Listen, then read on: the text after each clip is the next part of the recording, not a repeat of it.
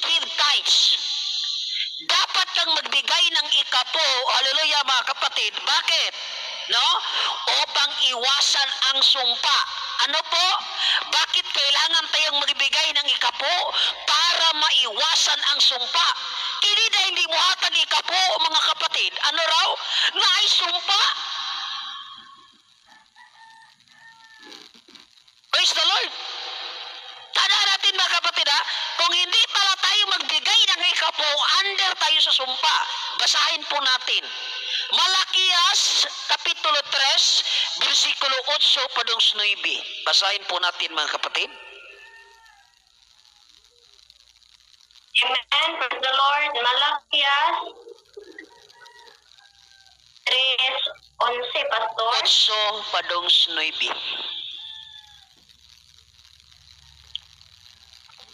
Okay. Malakias 3:8-9. Hallelujah. May pagkasabi po dito, nanakawan baga ng tao ang Diyos, gayon may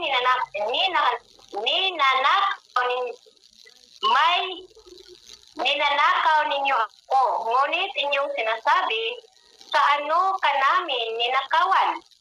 Sa mga ikasampung bahagi at sa mga handog. The Lord. 9. Kayo'y nagsumpa ng sumpa sapagkat inyo akong ninakawan sa makatuwid bagay nitong buong bansa. Amen. Praise God. Hallelujah.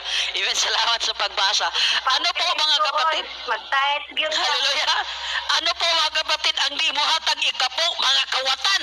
O sabi ho ng Bible, magnanakaw ang hindi magbigay ng ikapo. At sabi ng Biblia, under kayo sa sumpa. Praise the Lord. Kaya mga kapatid, alam nyo, si Abraham nagbigay ng ikapo dahil ayaw niyang ma-under sa sumpa. Yung mga Israelites people, nagbigay ng ikapo. Bakit? Ayaw ring ma-under sa sumpa. Ngayon, kung magnanakaw tayo mga kapatid ng ikapo, sa totoo lang sa mga hindi nakaalam, kinidi ay hindi muhatag og ikapo.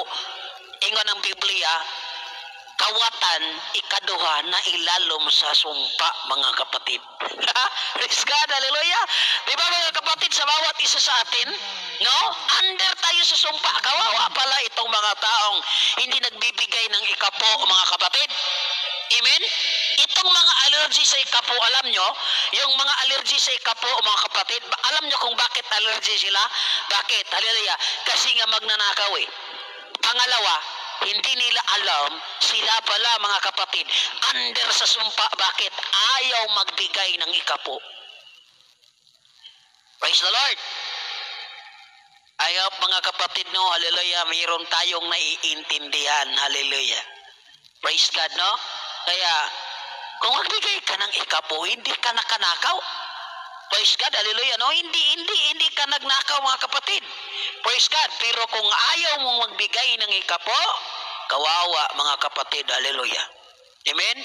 Pag ayaw magbigay ng ikapo, ilalom sa sumpa. Praise God, hallelujah. Kawawa pala sila. No? Kaya magbigay tayo, mga kapatid. Ay, sabi niya, ang tanong ko naman, matuwid bang pagnakawan ng tao ang Diyos? Yan yung tanong, mga kapatid. No? Matuwid bang pagnakawan ng Diyos ang tao? Hindi.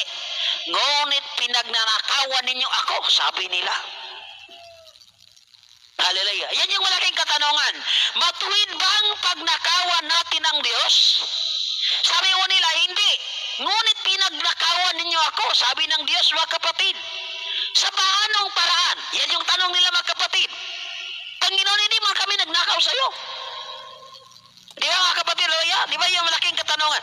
Hindi man kami nagnakaw sa iyo, Lord. Anong ninakaw namin para sa iyo? Sabi niya, mga kapatid, Loya, ngunit inagnakawan ninyo ako. Sa paanong karaan?